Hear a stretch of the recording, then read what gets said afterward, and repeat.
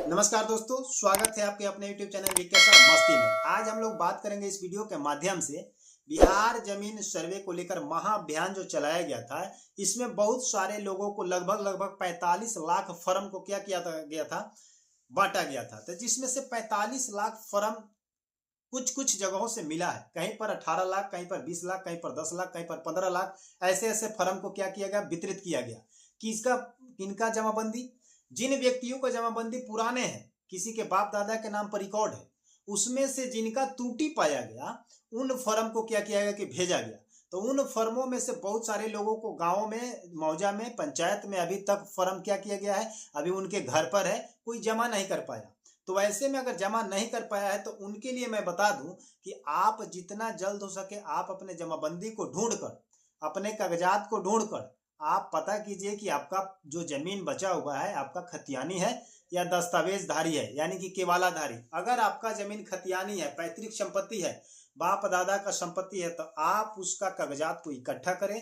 इकट्ठा करने के बाद चाहे जैसे रसीद हो, दाखिल खारिज का मतलब कागज हो, केवाला है, खरीदगी जमीन है तो केवाला होगा, दस्तावेज होगा, खतियानी होगा तो खतियान होगा, पैतृक संपत्ति होगा तो, समझ रहे कि नहीं। ऐसे में टोटल जमीन आप लोग अपने नाम करा सकते हैं, बंटवारे के हिसाब से, शेड्यूल के हिसाब से, वंशावली के हिसाब से, तो आपके नाम पर चला जाएगा। लेकिन उसमें आपको सहमति पत्र स्टाम्प पर साइन करना पड़ेगा, सिग्नेचर करना पड़ेगा। वंशावली बनाने के बाद आपको बंटवारा शेड्यूल बनेगा। शेड्यूल बनने के बाद उस फर्म के आधार पर कि कौन व्यक्ति किस प्लॉट पर है, कैसे आप बंटवारा किए हैं, तो उसको उत्तराधिकारी दाखिल खारिज याचिका एक फॉर्म आता है, उस फॉर्म को आप क्या करना है, भरना है। भरने के बाद आपको आप अपने नाम पर ट्रांसफर कराएंगे।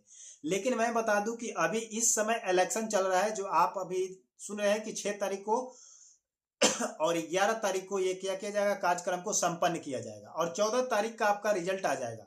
इससे आपको पता चल जाएगा कि फिर से कौन सा पार्टी इस सत्ता में आ गई, पहले वाला है या पुराना वाला है। इससे हमको कोई लेना देना नहीं है, ठीक है, और आपको भी कोई लेना देना नहीं है। लेकिन मेन मूल बात यह है कि आप ये देखिए कि आपके जमीन कहाँ खो रहा है। कोई अवैध कब्जा तो नहीं किया है, आपके जमीन कोई पकड़ के तो नहीं रखा है, कागज आपके पास नहीं है। हो सकता है कि जमीन आप ही के पास हो, कागज किसी पट्टीदार के पास हो, किसी बड़े लोगों के पास हो, वो देना नहीं चाहता है, वो कागज अपना पास रखा हुआ है और आपको परेशान कर रहा है, लाखों खर्च कराना चाहता है। तो वैसे स्थिति में आप कहीं ना कहीं व्यवस्था कर लीजिए, चाहे जैसे हो जाए, क्योंकि जैसे इलेक्शन खत्म होगा तो आपकी भाग दौड़ी चालू हो जाएगी। और जब तक आप बिल्कुल सही ढंग से डिसिप्लिन में कोई भी कागज इकट्ठा नहीं करते हैं तो आप कोई काम नहीं कर सकते हैं और आप बाप दादा के जमीन आपके नाम पर नहीं होगा और जैसे भी पुराना है वैसा ही रह जाएगा।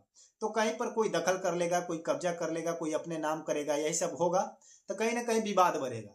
तो जिन व्यक्तियों का अभी तक जमाबंदी पंजी जमा नहीं हो पाया वो सबसे पहले अपना डॉक्यूमेंट को ढूंढे, क्योंकि जमाबंदी पंजी जमा करना एक बड़ी बात नहीं है। जमाबंदी पंजी तो आप भरकर जमा कर दीजिएगा, कहीं भी ऑनलाइन कीजिए या ऑफलाइन कीजिए, ब्लॉक में कीजिए, अंचल में कीजिए, सीओ के पास कीजिए, कर्मचारी के पास कीजिए या शिविर के माध्यम से कीजिए, कर दीजिएगा। लेकिन उसमें परिमार्जन सुधार किया जाएगा। बट जब सर्वे का टाइम आएगा तो उस समय आपसे फिर क्या किया जाएगा कि कागजात मांगा जाएगा, ढूंढा जाएगा कि आप किसके वंशज है, इस जमीन पर आप दाखिल हैं तो कैसे हैं, आपको प्रमाण देना पड़ेगा।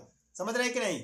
आपके आधार कार्ड से, वोटर कार्ड से, बैंक अकाउंट से आपको पता नहीं चलेगा कि ये जमीन किसका है, तो कहीं ना कहीं आपको प्रूफ देना पड़ेगा। तो जितने लोग बहुत दिनों से परेशान थे कागजात को लेकर के कि जो कागजात अभी ऑनलाइन अपलोड मोड में नहीं है, तो उनको मैं कहूँगा कि आप लोग ऑफलाइन के माध्यम से, ऑनलाइन के माध्यम से, या जैसे इलेक्शन खत्म होता है तो आप इस काम में जुड़ जाइएगा। नहीं जुड़ते हैं तो बहुत परेशानी आएगा और आप कागज नहीं दिखा पाइएगा तो आप कहीं ना कहीं फंस जाइएगा, आपके पट्टीदार आपको फंसा देगा और आपका काम जो हो जाएगा झंझट हो जाएगा और आप अपना रोजी रोटी को छोड़ करके बाहर चले जाइएगा। फिर आपको सरकार बुलाएगी क्योंकि कागजात देखेगी। जब तक कागजात वेरीफाई नहीं होगा, जांच नहीं होगा, तब तक आपके नाम पर सर्वे नहीं किया जाएगा। सर्वे अगर कर भी दिया जाता है किसी माध्यम से तो कम बेसी हो जाएगा। आपके खतियान में अगर जमीन ज्यादा होगा, आप नहीं रहते हैं तो कम हो जाएगा, कम है तो ज्यादा हो जाएगा, उलट फिर हो जाएगा, तो कहीं ना कहीं आपको विवाद बढ़ जाएगा। तो इस विवाद से अगर बचना चाहते हैं तो सबसे पहले आप लोग क्या करें,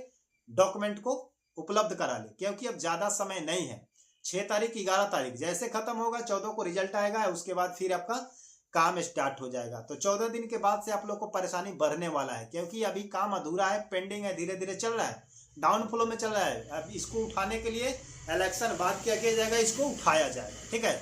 तो कहाँ से आप मेरा वीडियो देखते हैं कमेंट करके बताइएगा। अगर कोई भी महाअभियान राजस्व विभाग की तरफ से कोई कमी है, आपको कोई त्रुटि है, कोई जानकारी लेना है, तो आप हमारे कमेंट में जरूर पूछिएगा। मैं उसको मैसेज के माध्यम से या लॉन्ग वीडियो के माध्यम से बना करके आपको बता दूंगा, ठीक है। तब तक के लिए आप देख रहे हैं वीके सर मस्ती। अभी तक चैनल सब्सक्राइब नहीं किया तो सब्सक्राइब करके बेल आइकन को प्रेस कर लीजिए और लाइक दबा दीजिए, फटाफट शेयर कर दीजिए, ठीक है। जय हिंद, जय भारत।